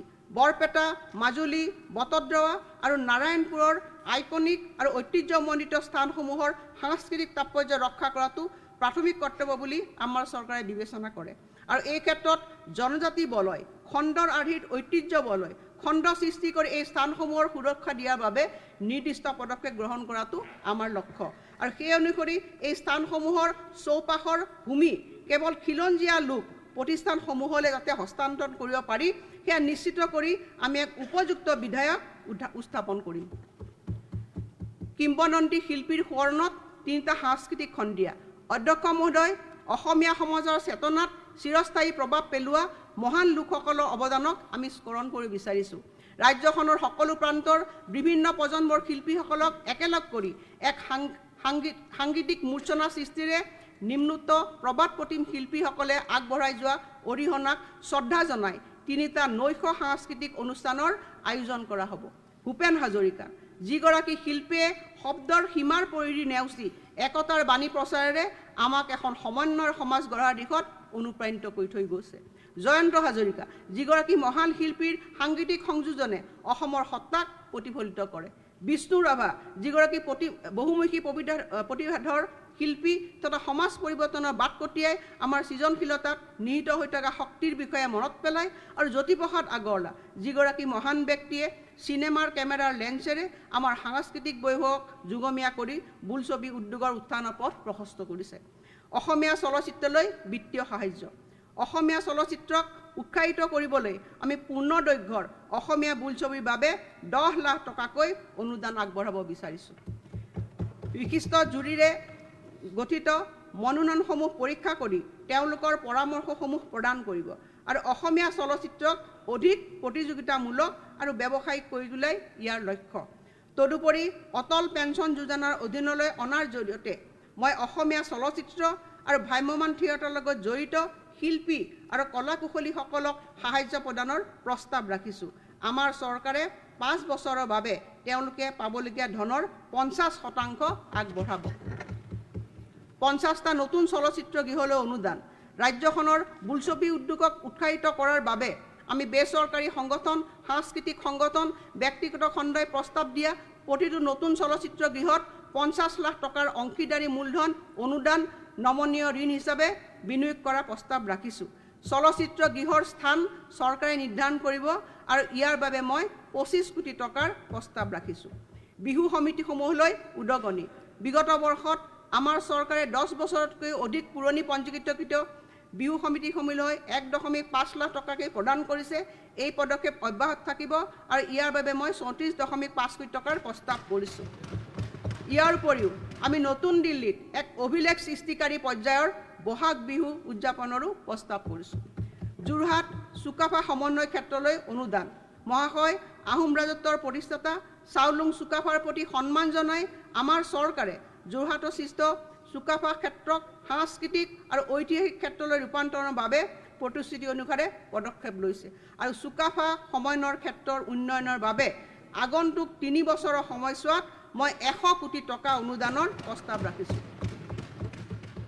শ্বহীদ কনকলতা বৰুৱা সংগ্ৰহালয়। শ্বহীদ কনকলতা বৰুৱাৰ মহান আত্মবলিদানৰ প্ৰতি সন্মান প্ৰদৰ্শন কৰি আমি তেখেতৰ গৃহটো সংগ্ৰহালয়লৈ ৰূপান্তৰ কৰাৰ পৰিকল্পনা কৰিছোঁ আৰু এই পৰিকল্পনাৰ বাবে মই 5 কোটি টকা ধাৰ্য কৰিছোঁ। ভাওনা আৰু ৰাসলীলা। মাননীয় অধ্যক্ষ মহোদয়, সাংস্কৃতিক আৰু ধৰ্মীয় ক্ষেত্ৰত যাউতিযুগীয়া ঐতিহ্য বহনেৰে ভাওনাই ৰাজ্যখনৰ পৰম্পৰাগত সাংস্কৃতিক ক্ষেত্ৰখনত এক গুৰুত্ব স্থান দখল কৰি আহিছে। হিন্দু পৌৰাণিক আখ্যানৰ বৰ্ণনাৰে সমৃদ্ধ ভাওনাত নাটক, নৃত্য আৰু সংগীতৰ উপাদানসমূহ সন্নিৱিষ্ট হৈ আছে। এই পৌৰাণিক শিল্পকলাৰ প্ৰসাৰৰ বাবে মই প্ৰতিখন ভাওনা কমিটিলৈ 25,000 টকাৰ এককালীন অনুদান আগবঢ়োৱাৰ প্ৰস্তাৱ ৰাখিছোঁ। ইয়াৰ উপৰিও যিবোৰ ভাওনা সমিতিয়ে ৰাম বিজয়, অংকীয়া নাট পৰিৱেশন কৰিব তেওঁলোকক অতিৰিক্তভাৱে 5,000 টকা দিয়াৰ মই প্ৰস্তাৱ ৰাখিছোঁ। শ্ৰী ৰামচন্দ্ৰক মহাপুৰুষ শ্ৰীমন্ত শংকৰদেৱে পৰম ব্ৰহ্মৰ পূৰ্ণ অৱতাৰ হিচাপে গ্ৰহণ কৰিছিল আৰু এয়া এক তাৎপৰ্যপূৰ্ণ ঘটনা যে মহাপুৰুষ শ্ৰীমন্ত শংকৰদেৱে তেওঁৰ মহাপ্ৰয়াণৰ পূৰ্বে ৰাম বিজয় অংকীয়া নাটকখন ৰচনা কৰিছিল। সত্ৰ সংৰক্ষণ। ইয়াৰ উপৰি ৰাজ্য চৰকাৰে গুৰুত্বপূৰ্ণ সত্ৰসমূহক সহায় কৰি আহিছে। 22.53 কোটি টকাৰে শ্ৰী শ্ৰী বটদ্ৰৱা থানৰ আভ্যন্তৰীণ উন্নয়নমূলক কাম সম্পূৰ্ণ কৰা হৈছে। সাংস্কৃতিক আৰু পৰ্যটন কেন্দ্ৰ হিচাপে শ্ৰী শ্ৰী বটদ্ৰৱা থানৰ উন্নয়নৰ থানখনৰ চৌহদৰ পুনৰ্জীৱিতকৰণৰ বাবে পদক্ষেপ লোৱা হৈছে আৰু প্ৰথম পৰ্যায়ৰ অধীনত লাভ কৰা অগ্ৰগতি তলত দিয়া জনায়। প্ৰথম পৰ্যায় ধন 50 কোটি, অগ্ৰগতি 88%। দ্বিতীয় পৰ্যায় ধন 114.22 কোটি আৰু ইয়াৰ অগ্ৰগতি হৈছে 68%। এই বছৰ আমি তৃতীয় পৰ্যায়ৰ অধীনত আনুমানিক 54 কোটি টকা ব্যয়েৰে সৌন্দৰ্যবৰ্ধনৰ কাম আৰম্ভ কৰিম। এনেদৰে বটদ্ৰৱা থানক বাহ্যিক আৰু আভ্যন্তৰীণ উন্নয়নৰ বাবে আবণ্টন দিয়া মুঠ পুঁজিৰ পৰিমাণ হৈছে 240 কোটি টকা। বৰপেটা জিলাৰ পবিত্ৰ পাটবাউসী হৈছে অসমৰ বৈষ্ণৱ পৰম্পৰাৰ অন্যতম পীঠস্থান। ই হৈছে মহাপুৰুষ শ্ৰীমন্ত শংকৰদেৱ, শ্ৰী শ্ৰী মাধৱদেৱ, শ্ৰী শ্ৰী দামোদৰদেৱ আৰু শ্ৰী শ্ৰী হৰিদেৱৰ মিলনভূমি। ইয়াতে মহাপুৰুষসকলৰ যুগজয়ী সৃষ্টিৰাজি আৰু আধ্যাত্মিক দৰ্শনে প্ৰাণ পাই উঠিছে। ইয়াৰে শ্ৰীমন্ত শংকৰদেৱ থান আৰু শ্ৰী শ্ৰী দামোদৰদেৱৰ শ্ৰী শ্ৰী পাটবাউসী সত্ৰই আজিকোপতি সেই মহান বৈষ্ণৱী পৰম্পৰাক বলিষ্ঠ ৰূপত বৰ্তাই ৰাখিছে। সেয়েহে শ্ৰী শ্ৰী পাটবাউসী সত্ৰৰ উন্নয়ন আৰু সংবৰ্ধনৰ বাবে প্ৰথম পৰ্যায়ত 15 কোটি টকা ধাৰ্য কৰা হৈছে। তিতাবৰস্থিত শ্ৰী শ্ৰী কমলাবাৰী সত্ৰৰ সংৰক্ষণৰ বাবে 5 কোটি টকা আৰু ওদালগুৰি জিলাৰ বৰঙাজুলিস্থিত শ্ৰীমন্ত শংকৰদেৱ সত্ৰৰ বাবে 2 কোটি টকাৰ আবণ্টন দিয়াৰ মই প্ৰস্তাৱ ৰাখিছোঁ। তাৰালাংচু মহোৎসৱ আমি গৌৰৱ অনুভৱ কৰোঁ যে আমাৰ চুবুৰীয়া ৰাজ্য নাগালেণ্ডে ব্যাপক উৎসাহেৰে হৰ্ণবিল মহোৎসৱৰ আয়োজন কৰি আহিছে আৰু ই ৰাষ্ট্ৰীয় আৰু আন্তঃৰাষ্ট্ৰীয় পৰ্যায়ত জনপ্ৰিয় হৈছে। তেওঁলোকৰ পৰা অনুপ্ৰাণিত হৈ আমি কাৰ্বি আংলঙৰ তাৰালাংচু মহোৎসৱক সকলো স্থানৰ পৰ্যটকক আকৰ্ষণ কৰিব পৰাকৈ গঢ়ি তুলিব বিচাৰিছোঁ। বিশ্ব মানচিত্ৰত স্থান পাব পৰাকৈ এই মহোৎসৱৰ উদযাপনৰ বাবে মই 3 কোটি টকা ধাৰ্য কৰিছোঁ। একেদৰে অসমৰ সকলো খিলঞ্জীয়া জনজাতিৰ সংস্কৃতিৰ বিকাশৰ বাবে আমাৰ চৰকাৰ অতিশয় আগ্ৰহী। পূৰ্ণ তীৰ্থ যোজনা, অযোধ্যাৰে তীৰ্থযাত্ৰা। মহাশয়, চলিত পুণ্যধাম আঁচনিৰ অধীনত তীৰ্থযাত্ৰীসকলক পুৰী, বৃন্দাবন আৰু বাৰাণসী আদি পবিত্ৰ স্থানসমূহ দৰ্শনৰ সুবিধা প্ৰদান কৰা হ'ব আৰু এই আঁচনিখন আমি এই বৰ্ষতো অব্যাহত ৰাখিম। ইয়াৰ উপৰি এই বৰ্ষত মই পুণ্য তীৰ্থ যোজনা ঘোষণা কৰিছোঁ আৰু ইয়াৰ অধীনত 25 কোটি টকা বাজেট ব্যৱস্থাপনাৰে 25,000 গৰাকী তীৰ্থযাত্ৰীক অযোধ্যাৰ ৰাম মন্দিৰলৈ তীৰ্থযাত্ৰা কৰাৰ সুবিধা আগবঢ়োৱা হ'ব। অধ্যক্ষ মহোদয়, ইয়াৰ পিছত আহিছোঁ এক নতুন আঁচনিলৈ। সেই আঁচনিখন হৈছে শিশুৰ উজ্জ্বল ভৱিষ্যতৰ বাবে। মহাশয়, ইতিমধ্যে আমি 5,000টা অংগনবাড়ী কেন্দ্ৰ নিৰ্মাণৰ বাটত আছে আৰু এই বৰ্ষত আমি 1250 কোটি টকা ব্যয়েৰে আন 5,000টা আদৰ্শ অংগনবাড়ী কেন্দ্ৰ নিৰ্মাণ কৰাৰ কাম হাতত ল'ম আৰু ইয়াৰ ফলস্বৰূপে ৰাজ্যখনত 10,000টা আদৰ্শ অংগনবাড়ী কেন্দ্ৰ নিৰ্মাণৰ আমাৰ প্ৰতিশ্ৰুতি বাস্তৱত ৰূপায়িত হ'ব। অধ্যক্ষ মহোদয়, অসমৰ বৰ্তমানৰ বিদ্যালয়সমূহৰ আন্তঃগাঁথনি উন্নয়নৰ বাবে লোৱা পদক্ষেপৰ অংশ হিচাপে আমাৰ চৰকাৰে 2,369.86 কোটি টকা ব্যয়েৰে ৰাজ্যৰ 322খন বিদ্যালয় ৰূপান্তৰ কৰিব আৰু এই বিদ্যালয়সমূহৰ তালিকা মই পৰিশিষ্ট ঘত উল্লেখ কৰিছোঁ। বৰ্তমানে 118খন চাহ বাগিচা আদৰ্শ বিদ্যালয় কাৰ্যক্ষম হৈ আছে আৰু চাহ বাগিচা অঞ্চলত আমি আন 100খন নতুন আদৰ্শ বিদ্যালয় স্থাপন কৰিম। ডিব্ৰুগড় বিশ্ববিদ্যালয় আৰু অন্যান্য শিক্ষানুষ্ঠানৰ ছাত্ৰ ছাত্ৰীৰ বাবে 50% পাঠ্যক্ৰম মাচুল জলপনী হিচাপে আগবঢ়াই আমাৰ চৰকাৰে সেল্ফ ফাইনেন্সিং স্কিমৰ অধীনত ছাত্ৰ ছাত্ৰীসকলক সহায় আগবঢ়াব। অহা 3 বছৰৰ সময়ছোৱাত ডিব্ৰুগড় বিশ্ববিদ্যালয়ক অত্যাধুনিক বিশ্ববিদ্যালয়ৰ কাৰণে ৰূপান্তৰ কৰাৰ বাবে 100 কোটি টকা পুঁজিৰ অনুদান আগবঢ়োৱা হ'ব। ইয়াৰ উপৰিও মই এই কথা ঘোষণা কৰিবলৈ পাই সুখী হৈছোঁ যে কৃষ্ণকান্ত সন্দিকৈ মুক্ত বিশ্ববিদ্যালয়লৈ 20 কোটি টকাৰ পুঁজিৰ অনুদান আগবঢ়োৱা হ'ব। 126টা বিধানসভা সমষ্টিত খেল মহাৰণ আৰু যুৱ সংঘ। মই এই পবিত্ৰ সদনক জনাবলৈ পাই আনন্দ পাইছোঁ যে মুখ্যমন্ত্ৰী হিমন্ত বিশ্ব শৰ্মা ডাঙৰীয়াৰ সবল নেতৃত্বত খেল মহাৰণৰ জৰিয়তে উদীয়মান খেলুৱৈসকলক সৰ্বতোপ্ৰকাৰে উৎসাহ জনোৱাৰ বাবে ক্ৰীড়াক তৃণমূল পৰ্যায়লৈ লৈ যোৱা হৈছে। ভাৰতৰ মাননীয় প্ৰধানমন্ত্ৰী ডাঙৰীয়াও এই প্ৰচেষ্টাৰ শলাগ লৈছে। বিভিন্ন ক্ৰীড়া প্ৰতিযোগিতা অনুষ্ঠিত কৰিবলৈ এক সুসংগঠিত ব্যৱস্থা কৰাৰ লগতে খেল মহাৰণ জনভাগিদাৰী আন্দোলনক আগুৱাই লৈ যোৱাৰ উদ্দেশ্যে আমি প্ৰতিটো বিধানসভা সমষ্টিত এটাকৈ যুৱ সংঘ স্থাপনৰ প্ৰস্তাৱ লৈছোঁ। 126টা বিধানসভা সমষ্টিৰ প্ৰতিটো যুৱ সংঘৰ মেৰামতি আৰু খেলৰ সামগ্ৰী ভঁৰালৰ বাবে মই এই বৰ্ষত 15 লাখ টকা আবণ্টন দিয়াৰ প্ৰস্তাৱ ৰাখিছোঁ। ক্ৰীড়া প্ৰতিভাক উৎসাহ জনোৱাৰ উদ্দেশ্যে 28.30 কোটি টকা ব্যয়েৰে কোকৰাঝাৰত এটা নতুন উচ্চ কাৰ্যক্ষম ক্ৰীড়া কেন্দ্ৰ স্থাপন কৰাৰ প্ৰস্তাৱ আগবঢ়াইছোঁ। যোৰহাট আৰু গুৱাহাটীৰ পিছত এই ৰাজ্যখনৰ বাবে এনেকুৱা তৃতীয়টো প্ৰতিষ্ঠান হ'ব। ইয়াৰ উপৰি ৰাজ্যখনত বিশ্বমানৰ ক্ৰীড়া আন্তঃগাঁথনি নিৰ্মাণৰ বাবে আমি নিম্নলিখিত ষ্টেডিয়ামসমূহ নিৰ্মাণৰ পদক্ষেপ লৈছোঁ। 300 কোটি টকা ব্যয়েৰে গুৱাহাটীত চন্দ্ৰপুৰ ষ্টেডিয়াম, 401 কোটি টকা ব্যয়েৰে ডিব্ৰুগড় জিলাৰ খনিকৰ ষ্টেডিয়ামক 5,000ৰ পৰা 15,000 আসনযুক্ত ষ্টেডিয়াম হিচাপে উন্নতিকৰণ। 2024 চনৰ নৱেম্বৰত বিনিয়োগকাৰী সন্মিলন, বিকশিত ভাৰত এটা ৰাইট অফ 2047, আত্মনিৰ্ভৰ ভাৰত আৰু মেক ইন ইণ্ডিয়াকে ধৰি ভাৰত চৰকাৰৰ বিভিন্ন লক্ষ্যৰ লগত সংগতি ৰাখি অসমেও ৰাজ্যখনলৈ বিনিয়োগ আকৰ্ষণৰ বাবে সক্ৰিয়ভাৱে প্ৰচেষ্টা চলাই আহিছে। ৰাজ্য চৰকাৰে G20 সম্পৰ্কীয় 5টা অনুষ্ঠান সফলতাৰে আয়োজন কৰিছে আৰু মাননীয় প্ৰধানমন্ত্ৰী ডাঙৰীয়াৰ পৰামৰ্শ অনুসৰি বসুধৈৱ কুটুম্বকম বাণিজ্যৰ দ্বাৰা একত্ৰিত বিশ্ব নীতি আঁকোৱালি লোৱাৰ লগতে ভাৰতে G20 সন্মিলন সফলতাৰে আয়োজন কৰাৰ ফলত দেশজুৰি বিশ্বজুৰি যে সদিচ্ছাৰ সৃষ্টি হৈছে তাৰ দ্বাৰা ৰাজ্যখনো লাভান্বিত হ'ব বুলি আশা কৰা হৈছে। মই ঘোষণা কৰিলোঁ যে 2024 বৰ্ষৰ নৱেম্বৰ মাহত আমি এখন গোলকীয় বিনিয়োগকাৰী সন্মিলন অনুষ্ঠিত কৰিম। এই সন্মিলনখনত বিশ্ব তথা ভাৰতৰ বৃহৎ ঔদ্যোগিক প্ৰতিষ্ঠানসমূহে অংশগ্ৰহণ কৰিব আৰু ইয়ে অসমক বিনিয়োগ উজ্জীৱিত কৰি তোলাৰ ক্ষেত্ৰত অধিক নিয়োগ সৃষ্টি কৰিব আৰু ইয়াৰ উদ্দেশ্যে মই 25 কোটি টকা আবণ্টন ৰাখিছোঁ। মুখ্যমন্ত্ৰী সংগ্ৰহালয়, অমৃত কালচোৱাত ৰাজ্যখনে গুৱাহাটীত এটা অত্যাধুনিক মুখ্যমন্ত্ৰী সংগ্ৰহালয়ৰ নিৰ্মাণৰ লক্ষ্য লৈছে। এই সংগ্ৰহালয়টোৱে আমাৰ ৰাজ্যখনৰ প্ৰগতিত বিশেষ গতি প্ৰদান কৰা প্ৰতিগৰাকী মুখ্যমন্ত্ৰীৰ সবল নেতৃত্ব, তেওঁলোকে সন্মুখীন হোৱা প্ৰত্যাহ্বান আৰু লাভ কৰা কৃতিত্বসমূহৰ বিষয়ে সজীৱ তথ্য দাঙি ধৰিব। মুখ্যমন্ত্ৰী সংগ্ৰহালয়ে যে কেৱল আমাৰ অতীতকে সংৰক্ষণ কৰিব এনে নহয়, ই আমাৰ ভৱিষ্যত প্ৰজন্মক তেওঁলোকৰ গণতান্ত্ৰিক ভেটিক লৈ গৌৰৱান্বিত কৰিব আৰু অসমৰ গণতান্ত্ৰিক স্বকীয়তাক আগুৱাই নিয়াত অৰিহণা যোগাব। অধ্যক্ষ মহোদয়, এতিয়া মই সদনৰ জ্ঞাতাৰ্থে কিছু প্ৰধান ঘোষণা বেকত কৰিব বিচাৰিছোঁ।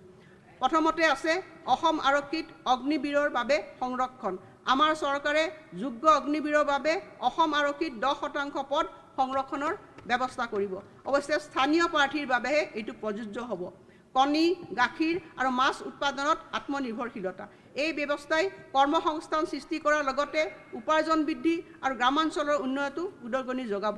ৰাজ্যখনত দুগ্ধ উৎপাদন বৃদ্ধিৰ উদ্দেশ্যে গোপালকসকলক প্ৰত্যক্ষভাৱে সহায় কৰাৰ বাবে তেওঁলোকলৈ ৰাজসাহায্য হিচাপে 25 কোটি টকা আগবঢ়োৱা হ'ব।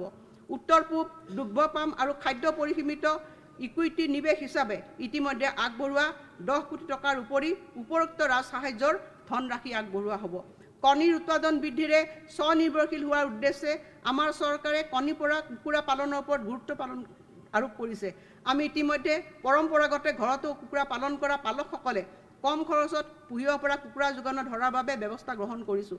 এই ক্ষেত্ৰত আমি যথোপযুক্ত উদগনি আগবঢ়াম। এই উদ্দেশ্যে মই 25 কোটি টকা ধাৰ্য কৰিছোঁ। কেন্দ্ৰীয় আঁচনি আৰু বহি সাহায্যপ্ৰাপ্ত পুঁজিৰ সহায়েৰে আমি ৰাজ্যখনত মৎস্য উৎপাদন বৃদ্ধিৰো পৰিকল্পনা কৰিছোঁ। ক্ষুদ্ৰ চাহ খেতিয়কসকলক উদগনি, ৰাজ্যখনৰ ক্ষুদ্ৰ চাহ খেতিয়কসকলে গ্ৰহণ কৰা বিভিন্ন পদক্ষেপৰ বাবে আমি উদগনি যোগাম। ইয়াৰ বাবে চাহ সংসাধন সুবিধাৰ আধুনিকৰণত সহায় কৰাৰ লগতে নতুন প্ৰযুক্তি ব্যৱহাৰৰ বাবে চাহ খণ্ডৰ লগত জড়িতসকলক প্ৰশিক্ষণ দিয়াৰ ব্যৱস্থা কৰিম। ক্ষুদ্ৰ চাহ খেতিয়কসকলৰ উৎস সাধনৰ বাবে মই বাজেটত 15 কোটি টকা ধাৰ্য কৰিছোঁ। ষ্টাৰ্টআপ অভিযান, এই কথা জনাবলৈ পাই সুখী হৈছোঁ যে ৰাজ্যখনত উদ্যমিতাৰ মানসিকতা সৃষ্টি কৰিবৰ কাৰণে অসমৰ ষ্টাৰ্টআপ ভেঞ্চাৰ পুঁজি এই বৰ্ষটো অব্যাহত ৰাখিম আৰু ইয়াৰ বাবে 18 কোটি টকা বাজেট আবণ্টন ৰাখিছোঁ। ইয়াৰ উপৰি 5 কোটি টকাৰ আবণ্টিত পুঁজিৰে অসম অভিযান্ত্ৰিক মহাবিদ্যালয়, গুৱাহাটী আৰু যোৰহাট অভিযান্ত্ৰিক মহাবিদ্যালয়ত 2টা নতুন ষ্টাৰ্টআপ ইনকুবেশ্যন হাব স্থাপন কৰা হ'ব। পদ্মশ্ৰী হেমপ্ৰভা চুতীয়া বাসগৃহত প্ৰশিক্ষণ কেন্দ্ৰ স্থাপন। পদ্মশ্ৰী হেমপ্ৰভা চুতীয়াৰ অন্যান্য সৃজনীশীলতা সংৰক্ষণৰ বাবে ডিব্ৰুগড় জিলাৰ মৰাণস্থিত তেওঁৰ বাসগৃহত এটা হস্ততাঁত প্ৰশিক্ষণ কেন্দ্ৰ স্থাপনৰ বাবে আমাৰ চৰকাৰে পৰিকল্পনা কৰিছে। তদুপৰি আমাৰ শিপিনীসকলক আত্মনিৰ্ভৰশীল কৰি তোলা আৰু তেওঁলোকৰ উত্তৰণৰ অৰ্থে 2024-25 বিত্তীয় বৰ্ষত আমি 1000খন তাঁতশাল মাইনাশাল বিতৰণ কৰিম আৰু ইয়াৰ বাবে মই 14 কোটি টকা ধাৰ্য কৰিছোঁ। প্ৰধানমন্ত্ৰী বিশ্বকৰ্মা যোজনা আঁচনি, প্ৰধানমন্ত্ৰী বিশ্বকৰ্মা যোজনাৰ অধীনত প্ৰধানমন্ত্ৰী বিশ্বকৰ্মা প্ৰমাণপত্ৰ তথা পৰিচয় প্ৰদানৰ জৰিয়তে 18টা শাখাত নিয়োজিত কাৰুশিল্পী তথা কাৰিকৰীসকললৈ সম্পূৰ্ণ সহায় আগবঢ়োৱা হ'ব।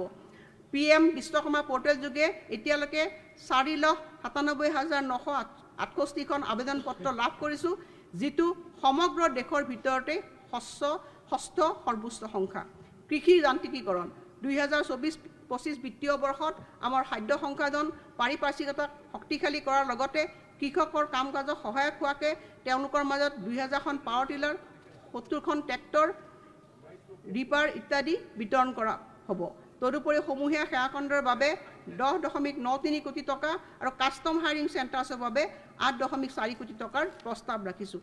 ঘৰৰ ছাদত সৌৰ শক্তিকৰণ আমাৰ চৰকাৰেও সংশ্লিষ্ট ৰাজ্যিক অংশ প্ৰদানেৰে এই পাৰিপাৰ্শ্বিক অনুকূল আঁচনিখন ৰূপায়ণ কৰিব। জলবায়ু সম্পৰ্কীয় কাম কাজ দেশৰ মাননীয় প্ৰধানমন্ত্ৰী নৰেন্দ্ৰ মোদী ডাঙৰীৰ আহ্বানৰ প্ৰতি আমি সঁহাৰি জনাই 2023 চনৰ 22 মাৰ্চত অসমত মিছন লাইফষ্টাইল ফৰ এনভাইৰনমেণ্টৰ শুভ আৰম্ভণি কৰিছোঁ। অধ্যক্ষ মহোদয়, অমৃত গুৱাহাটী সংহত গোলকীয় মহানগৰ অসম চৰকাৰে 2022-23 বিত্তীয় বৰ্ষত বাজেট ভাষণত অমৃত গুৱাহাটী সংহত গোলকীয় মহানগৰ নামৰ এখন বিশ্বমানৰ সংহত বাণিজ্যিক মহানগৰ গঢ়ি তোলাৰ বাবে প্ৰতিশ্ৰুতি দিছিলোঁ। পৰৱৰ্তী প্ৰজন্মৰ উদ্যোগৰ লগতে নতুন ধৰণৰ আৱাসিক আৰু সামাজিক আন্তঃগাঁথনিৰ বাবে বিশ্বমানৰ আন্তঃগাঁথনিৰ সৈতে মিলাই নিব পৰাকৈ 1000 একৰ এলেকাত প্ৰস্তাৱিত অমৃত GIG চিটি গঢ়ি তোলাৰ বাবে পূৰ্ণ পৰিকল্পনা লোৱা হৈছে। আয়ুষ্মান অসমৰ অধীনত আমাৰ ৰাজ্যখনৰ প্ৰায় 2 কোটি হিতাধিকাৰীয়ে চিকিৎসা লাভ কৰি আহিছে। 2023 বৰ্ষত অধিক হিতাধিকাৰীক সামৰি আয়ুষ্মান ভাৰত প্ৰধানমন্ত্ৰী জন আৰোগ্য যোজনাৰ সৈতে সংলগ্নকৰণে মুখ্যমন্ত্ৰী আয়ুষ্মান অসম যোজনা নামৰ নতুন স্বাস্থ্য বীমা আঁচনিখন প্ৰৱৰ্তন কৰিছোঁ আৰু ইয়াৰ বাবে 5 লাখ টকাৰ নগদবিহীন চিকিৎসাৰ সুবিধাসহ 58 লাখ পৰিয়ালক উপকৃত কৰিব। আৰু এতিয়ালৈকে এই দুখন আঁচনিৰ অধীনত 578 কোটি টকাৰে 4 লাখতকৈ অধিক লোক নগদবিহীন চিকিৎসাৰ দ্বাৰা উপকৃত হৈছে। ইয়াৰ উপৰি পূৰ্বতে ঘোষণা কৰা অনুসৰি আমি আয়ুষ্মান অসম মুখ্যমন্ত্ৰী লোকসেৱক আৰোগ্য যোজনাখনৰ আৰম্ভ কৰিছোঁ। ইয়াৰ লক্ষ্য হৈছে চৰকাৰী বিষয়া কৰ্মচাৰী, তেওঁলোকৰ ওপৰত নিৰ্ভৰশীল লোক, পেঞ্চনাৰ আৰু তেওঁলোকৰ পতি পত্নীসকলৰ লৈ সহজতে অনলাইন চিকিৎসা ব্যয় পৰিশোধৰ সুবিধা প্ৰদান কৰা হ'ব। মুখ্যমন্ত্ৰীৰ আয়ুষ্মান অসমৰ অধীনত ব্যাপক বিদ্যালয় স্বাস্থ্য কাৰ্যসূচী অসমৰ বিদ্যালয়সমূহলৈ যোৱা শিশুসকলক সুস্বাস্থ্য, পৰিপুষ্টি আৰু উন্নত জীৱনশৈলী নিশ্চিত কৰাৰ বাবে প্ৰতিগৰাকী শিক্ষাৰ্থীলৈ স্বাস্থ্য কাৰ্ড প্ৰদান কৰি তেওঁলোকৰ গুণবিচাৰ আৰু নিৰীক্ষণৰ ফলাফল লিপিবদ্ধ কৰা হ'ব। মুখ্যমন্ত্ৰী আয়ুষ্মান অসমৰ অধীনত অসমৰ MBBS ছাত্ৰ ছাত্ৰীৰ বাবে গাঁও আৰু সম্প্ৰদায় সৌহাৰ্দ্যমূলক কাৰ্যসূচী গ্ৰহণ, ডিজিটেল ৰূপান্তৰ আৰু কৃত্ৰিম বুদ্ধিমত্তাৰ উৎকৰ্ষ সাধন, জ্ঞান ধৰা, অভিজ্ঞতামূলক শিকনিৰ সৈতে ভাৰ্চুৱেল ৰিয়েলিটি প্ৰযুক্তিৰ সংহতকৰণ। নতুন দিল্লীত 3য় অসম ভৱন। মই এই কথা ঘোষণা কৰি পেলাই পাই সুখী হৈছোঁ যে দিল্লী উন্নয়ন কৰ্তৃপক্ষৰ পৰা নতুন দিল্লীৰ দ্বাৰকাত 4000 বৰ্গমিটাৰৰ এডোখৰ মাটিৰ আবণ্টন লাভ কৰিছোঁ। নতুন দিল্লীত আমাৰ ৰাজ্যৰ বাবে 3য়টো অসম ভৱন নিৰ্মাণৰ কাম আৰম্ভণি কৰিছোঁ। এই চৌহদত বিবাহ ভৱন, নামঘৰ আদি অন্যান্য ৰাজহুৱা সা সুবিধাও সন্নিৱিষ্ট হ'ব। আমাৰ কৰ্মচাৰীৰ কাষত চৰকাৰ, আপোন ঘৰ আপোন বাহন।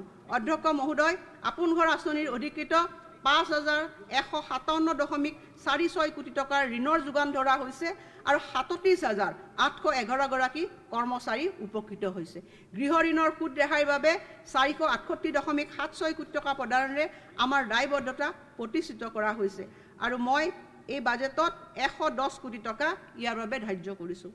যোৱা বৰ্ষৰ বাজেটত দিয়া প্ৰতিশ্ৰুতি অনুসৰি আমাৰ আপোন বাহন আঁচনিখন প্ৰৱৰ্তন কৰিছে আৰু এই আঁচনিখনৰ জৰিয়তে পুৰুষ কৰ্মচাৰীসকল ডিজেল পেট্ৰল চালিত বাহন ক্ৰয়ৰ বাবে 2%, ইলেক্ট্ৰিকেল বাহন ক্ৰয়ৰ বাবে 3% সুদ ৰাজসাহায্য হিচাপে প্ৰদান কৰা হ'ব।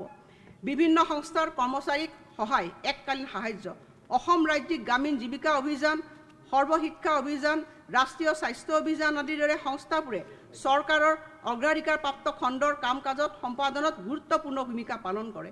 এই সংস্থাসমূহৰ দুৰ্ভাগ্যজনকভাৱে মৃত্যু হোৱা কৰ্মচাৰীলৈ এককালীন সাহায্য এছ গ্ৰেচিয়া হিচাপে আগবঢ়োৱা ধনৰ পৰিমাণ 5 লাখ টকাৰ পৰা 7.5 লাখ টকা বৃদ্ধিৰ মই প্ৰস্তাৱ ৰাখিছোঁ। জীৱিকা সখী এক্সপ্ৰেছ 19 গৰাকী জীৱিকা সখীৰ ভিতৰত 10,910 গৰাকীয়ে স্কুটি লাভ কৰিছে। ইয়াৰ উদ্দেশ্য হৈছে মহিলাসকলৰ মাজত বিত্তীয় সবলীকৰণৰ বাৰ্তা প্ৰেৰণ কৰি ৰাইজৰ লগত তেওঁলোকে সুসম্পৰ্ক গঢ়ি তোলা। এই বৰ্ষত আমি বাকী থকা জীৱিকা সখীসকলকো স্কুটি প্ৰদান কৰিম আৰু এই আঁচনিৰ বাবে মই 52 কোটি টকা আবণ্টন দিছোঁ। বনাঞ্চলত সেৱা আগবঢ়োৱা অবৈতনিক গাঁও প্ৰধানসমূহলৈ মাহেকীয়া পাৰিতোষিক। অসম নাগালেণ্ড সীমান্ত, অসম অৰুণাচল সীমান্ত আদি ৰাজ্যখনৰ সীমান্তমূৰীয়া বনাঞ্চলত সেৱা আগবঢ়োৱা গাঁও প্ৰধানসকলক তেওঁলোকৰ সেৱাৰ স্বীকৃতি হিচাপে তেওঁলোকলৈ মাহেকীয়া পাৰিতোষিক প্ৰদানতহে আমি কিছু পুঁজি আছুতীয়াকৈ ৰাখিছোঁ। এই সন্দৰ্ভত 6 কোটি টকা ধাৰ্য কৰা হৈছে। অধ্যক্ষ মহোদয়, ইয়াৰ পাছত মই পাৰ্ট 2 লৈকে আহিছোঁ। অধ্যক্ষ মহোদয়, মই পাৰ্ট 2 পেজ নম্বৰ 88লৈ আহিছোঁ। অধ্যক্ষ মহোদয়, এই কথা জনাবলৈ পাই মই গৌৰৱ অনুভৱ কৰিছোঁ যে বিগত 3 বছৰত চৰকাৰৰ ৰাজহ সংগ্ৰহ যথেষ্ট পৰিমাণে বৃদ্ধি পাইছে। এই পবিত্ৰ সদনক জনাবলৈ পাই অতিশয় আনন্দিত হৈছোঁ যে 2021-22 বৰ্ষৰ তুলনাত 2022-23 বৰ্ষত ৰাজ্যখনৰ নিজস্ব ৰাজহ 30.7% বৃদ্ধি পাইছে।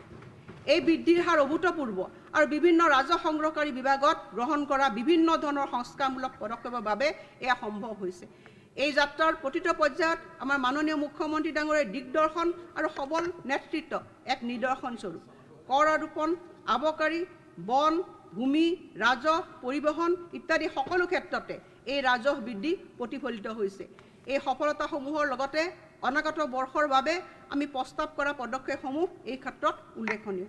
বাণিজ্যিক কৰ 2022-23 বিত্তীয় বৰ্ষত বিত্ত বিভাগৰ অধীনত 19,715 কোটি টকা সংগ্ৰহ হৈছে।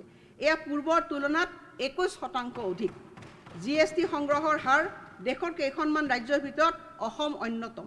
2024 চনৰ 31 জানুৱাৰীলৈ সংগৃহীত GST আৰু অনা GST পৰিমাণ 18,474 কোটি টকা। এই পৰিমাণ 2022-23 বিত্তীয় বৰ্ষৰ একে সময়ছোৱাত সংগ্ৰহীত 16,240 কোটি টকাতকৈ 14% অধিক। অনাগত বৰ্ষত এই বৃদ্ধিৰ হাৰ 16%লৈ উন্নীত কৰাৰ প্ৰচেষ্টা গ্ৰহণ কৰিম। কৰ ফাঁকি ৰোধ কৰিবৰ কাৰণে IIT হায়দৰাবাদৰ সহযোগিতাত কৰ আয়ুক্তালয়ৰ তথ্য বিশ্লেষণ সামৰ্থ্য বৃদ্ধি কৰাৰ প্ৰচেষ্টা অব্যাহত আছে। চাহ উদ্যোগক সকাহ দিবলৈ উদ্যোগটোলৈ আগবঢ়োৱা আয়কৰ ৰেহাইৰ সুবিধা 3 বছৰলৈ বৃদ্ধি কৰা হৈছে। অতিৰিক্তভাৱে নৱীকৰণৰ বিদ্যুৎ উৎপাদনকাৰী উদ্যোগৰ বাবে বিদ্যুৎ মাচুল ৰেহাইৰ সুবিধা 3 বছৰৰ বাবে 2025-26 বিত্তীয় বৰ্ষলৈ বৃদ্ধি কৰা হৈছে। এই ৰেহাইৰ সুবিধাসমূহৰ কোনো সলনি নকৰাকৈ 2025-26 বৰ্ষলৈ অব্যাহত থাকিব বুলি মই ঘোষণা কৰিলোঁ। আবকাৰী বিভিন্ন সংস্কাৰ আৰু বিধি ব্যৱস্থাৰ কাৰ্যকৰী ৰূপায়ণৰ ফলস্বৰূপে 2022-23 বৰ্ষত আবকাৰী বিভাগে 2,527 কোটি টকাৰ উল্লেখযোগ্য পৰিমাণৰ ৰাজহ সংগ্ৰহ কৰিবলৈ সক্ষম হৈছে। বিগত বৰ্ষটোত লাভ কৰা এক উল্লেখযোগ্য সফলতা হ'ল বিভিন্ন বেআইনী কাৰ্যকলাপৰ বিৰুদ্ধে বিভাগটোৱে চলোৱা অভিযান। ইয়াৰ ফলশ্ৰুতিত অবৈধ সুৰা সংক্ৰান্ত 13,000তকৈ অধিক গোচৰ ৰুজু কৰা হৈছে আৰু 3,000 জন লোক গ্ৰেপ্তাৰ হৈছে। অনুজ্ঞাপত্ৰধাৰী বাছনিৰ ক্ষেত্ৰত স্বচ্ছতা নিশ্চিত কৰা আৰু যোগান শৃংখলৰ বিভিন্ন সুৰুঙা নিৰীক্ষণ কৰাৰ বাবে ট্ৰেক এণ্ড ট্ৰেচ পদ্ধতি ৰূপায়ণ কৰিবলৈ আমাৰ চৰকাৰ প্ৰতিশ্ৰুতিবদ্ধ। খনি আৰু খনিজ সম্পদ বিভাগ 2023-24 বৰ্ষৰ সময়ছোৱাত উল্লেখযোগ্য সফলতা লাভ কৰি খনি আৰু খনিজ বিভাগে 2024 বৰ্ষৰ 23 জানুৱাৰীলৈ 3,000 কোটি টকাৰ ৰয়েলটি সংগ্ৰহ কৰে আৰু 22-23 বিত্তীয় বৰ্ষত বিভাগটোৱে 4,119 কোটি টকা সংগ্ৰহ কৰিবলৈ সক্ষম হৈছে আৰু উল্লেখযোগ্যভাৱে বিগত বৰ্ষটোৰ তুলনাত এই বৃদ্ধিৰ হাৰ 74% অধিক। এয়া পৰিলক্ষিত হৈছে কৰ পৰিশোধ কৰাত গাফিলতি কৰা সংস্থা ব্যক্তিৰ পৰা বকেয়া কৰ সংগ্ৰহ কৰাৰ বাবে সুৰুঙাহীন ব্যৱস্থা নাই। অধ্যক্ষ মহোদয়, ৰাজহ আৰু দুৰ্যোগ ব্যৱস্থাপনা বিভাগ বিভিন্ন ব্যৱস্থা গ্ৰহণ কৰাৰ ফলস্বৰূপে বিগত কেইটামান বৰ্ষত পঞ্জীয়ন মাচুল, মোহৰ শুল্ক, ভূমি ৰাজহৰ পৰা সংগৃহীত ৰাজহৰ পৰিমাণ উল্লেখযোগ্যভাৱে বৃদ্ধি পাইছে। বিভাগৰ ৰাজহ সংগ্ৰহ 2021-22 বিত্তীয় বৰ্ষত 624.34 কোটি টকাৰ পৰা 22-23 বৰ্ষত 1,800 কোটি টকালৈ 800.72 কোটি টকালৈ বৃদ্ধি আৰু 23-24 বিত্তীয় বৰ্ষৰ 31 জানুৱাৰীলৈ 895 কোটি টকালৈ বৃদ্ধি পাইছে। মিছন বসুন্ধৰা 2.0 ফলস্বৰূপে 2.29 লাখতকৈ অধিক আবেদনকাৰীক ডিজিটেল ব্যৱস্থাৰে ভূমিৰ অধিকাৰ প্ৰদান কৰা হৈছে। এই আবেদনকাৰীৰ 84% ব্যক্তি অনুসূচিত জাতি, অনুসূচিত জনজাতি, অন্যান্য পিছপৰা শ্ৰেণী আৰু অধিক অন্যান্য পিছপৰা শ্ৰেণীৰ দৰে সমাজৰ উপান্ত শ্ৰেণীৰ খিলঞ্জীয়া লোক। অভিযানটোৰ প্ৰথম দুটা সংস্কৰণৰ পৰা লাভ কৰা সফলতাৰ পিছত আমি এতিয়া মিছন বসুন্ধৰা 3.0 অধীনত পৰৱৰ্তী প্ৰজন্মক পৰ্যায়ক্ৰমে সেৱা আৰম্ভ কৰাৰ গুণাগথা কৰি আছোঁ। এই পৰ্যায়টোত তলত দিয়া মুখ্য উপাদানসমূহ হ'ব: নগৰীয়া অঞ্চলত মাণ্ডলিক মূল্যৰ সৈতে ভূমি ৰাজহৰ সংযোজন, বিক্ৰী চুক্তি আৰু কৰ্তৃত্ব অৰ্পণ চুক্তিৰ পঞ্জীয়ন মাচুল আৰু মোহৰ শুল্ক যুক্তিসম্মত কৰি পৰিবহণ দলিলৰ 10% সমপৰ্যায় কৰা, বাগিচাৰ বাবে নিৰ্ধাৰিত ভূমি আন উদ্দেশ্যে ব্যৱহাৰৰ ক্ষেত্ৰত উদ্ভৱ হোৱা সমস্যা সমাধানৰ বাবে ক্ষুদ্ৰ ভূমিগৰাকীক এককালীন সুবিধা প্ৰদান কৰি এনে ভূমি অনুমোদিত কাৰ্যৰ বাহিৰে আন কামত ব্যৱহাৰ কৰাটো ফৌজদাৰী অপৰাধ হিচাপে গণ্য কৰা হ'ব। ভূমি মালিকী স্বত্বৰ চূড়ান্তকৰণৰ বাবে ভৌগোলিক অৱস্থানৰ মানচিত্ৰায়নৰ ডিজিটেল ডেলিভাৰী সুবিধা প্ৰদান কৰা হ'ব। ভূমি ৰাজহৰ বকেয়া সংগ্ৰহৰ বাবে অভিযান আৰ্হিত বিশেষ প্ৰচাৰ। অধ্যক্ষ মহোদয়, মই আৰু এটা গুৰুত্বপূৰ্ণ কথা আপোনাক ক'ব বিচাৰিছোঁ।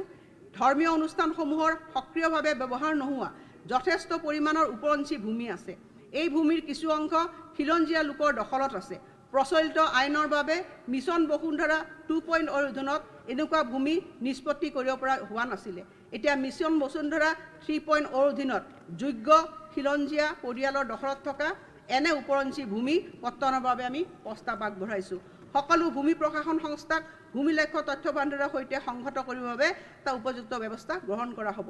পৰিবহণ বিভাগ, এই বিভাগৰ ৰাজহ সংগ্ৰহৰ পৰিমাণ 2021-22 বিত্তীয় বৰ্ষৰ 1022 কোটিৰ পৰা 22-23 বিত্তীয় বৰ্ষত 1361 কোটি টকালৈ আৰু 23-24 বিত্তীয় বৰ্ষত 1364 কোটিলৈকে হ'ব। অধ্যক্ষ মহোদয়, পৰিৱেশ আৰু বন বিভাগ, বিগত কেইটামান বছৰত বিভাগটোৱে ৰাজহ সংগ্ৰহৰ ক্ষেত্ৰত যথেষ্ট বৰঙণি যোগাই আহিছে। যোৱা কেইটামান বছৰত ৰাজহ সংগ্ৰহৰ ধাৰা বৃদ্ধি পাই আহিছে। এই ক্ষেত্ৰত বিভাগে সংগ্ৰহ কৰা ৰাজহৰ পৰিমাণ হৈছে 21-22 বিত্তীয় বৰ্ষত 391 কোটি টকা আৰু দ্বিতীয় বিত্তীয় বৰ্ষত 451 কোটি টকা আৰু 22-23 বিত্তীয় বৰ্ষত 31 জানুৱাৰীলৈ 330 কোটি টকা। নিয়মাৱলী সংশোধন ঘটাই অসম ক্ষুদ্ৰ খনিজ সম্পদ ৰেহাই বিধি 2013ত বন ৰাজহ উল্লংঘন আৰু ফাঁকিৰ বাবে শাস্তিমূলক ব্যৱস্থা সন্নিৱিষ্ট হ'ব। মাননীয় অধ্যক্ষ মহোদয়, মই এই কথাখিনি ঘোষণা কৰিবলৈ পাই ভাল পাইছোঁ যে এই বাজেটখনত আমি অসমৰ জনসাধাৰণৰ ওপৰত কোনো ধৰণৰ অতিৰিক্ত কৰৰ বোজা আৰোপ কৰা নাই। অধ্যক্ষ মহোদয়, এতিয়া মই 2024-25 বিত্তীয় বৰ্ষৰ বাবে বাজেট প্ৰাক্কলন উপস্থাপন কৰিবলৈ বিচাৰিছোঁ। বাজেট প্ৰাক্কলন 2024-25 বৰ্ষৰ বাজেট প্ৰাক্কলনত ৰাজ্যখনৰ একত্ৰীকৃত নিধিত মুঠ 1,43,605.56 কোটি টকাৰ প্ৰাপ্তি প্ৰদৰ্শন কৰা হৈছে। ইয়াৰে 1,11,943.84 কোটি টকাৰ ৰাজহ শিতানত আৰু বাকী থকা 31,661.73 কোটি টকা মূলধনী শিতানত বিভিন্ন উৎসৰ পৰা অহা একত্ৰীকৃত নিধিৰ আনুমায়িক প্ৰাপ্তিৰ হিচাপে মই তালিকা নম্বৰ 1ত উল্লেখ কৰিছোঁ। ৰাজহুৱা শিতানৰ 1,46,550.08 কোটি টকা আৰু উপনিমিত্ত কণ্টিজেঞ্চি পুঁজিৰ অধীনত 2,000 কোটি টকা যোগ হোৱাৰ বিপৰীতে সৰ্বমুঠ আদায়ৰ পৰিমাণ হ'ব 2,90,155.65 কোটি টকা। ইয়াৰ বিপৰীতে 2024-25 বৰ্ষত ৰাজ্যখনৰ একত্ৰিত নিধিৰ পৰা সৰ্বমুঠ ব্যয়ৰ পৰিমাণ 1,43,890.62 কোটি টকা হ'ব বুলি অনুমান কৰা হৈছে। ইয়াৰে ৰাজহ শিতানত 1,10,091.86 কোটি টকা আৰু মূলধনী শিতানত 33,798.76 কোটি টকা। 2024-25 বৰ্ষত একত্ৰিত নিধিৰ মঞ্জুৰি অনুসৰি ব্যয়সমূহৰ প্ৰাক্কলন তালিকা নম্বৰ 2ত দেখুওৱা হৈছে। ৰাজহুৱা শিতানত হোৱা ব্যয় 1,42,670.09 কোটি টকা আৰু উপনিমিত্ত কণ্টিজেঞ্চি পুঁজিৰ অধীনত 2,000 কোটি টকাৰে বছৰটোৰ সৰ্বমুঠ প্ৰাককলিত ব্যয়ৰ পৰিমাণ হ'ব 2,88,560.71 কোটি টকা। এইদৰে বছৰটোত হোৱা প্ৰাককলিত লেনদেনৰ বাবে আনুমানিক 1,01,594.94 কোটি টকা ৰাহি হ'ব। ইয়াৰ লগত বছৰটোৰ আৰম্ভণি ঘাটি 2,369.41 কোটি টকাৰ হিচাপ মিলালে 2024-25 বৰ্ষৰ শেষলৈ বাজেট ঘাটিৰ পৰিমাণ 774.47 কোটি টকা হ'বগে। জয় আই অসম, জয় হিন্দ, বন্দে মাতৰম। ধন্যবাদ। সদন 13 ফেব্ৰুৱাৰী 2024 পুৱা 9:30 বজালৈ স্থগিত ৰখা হ'ল।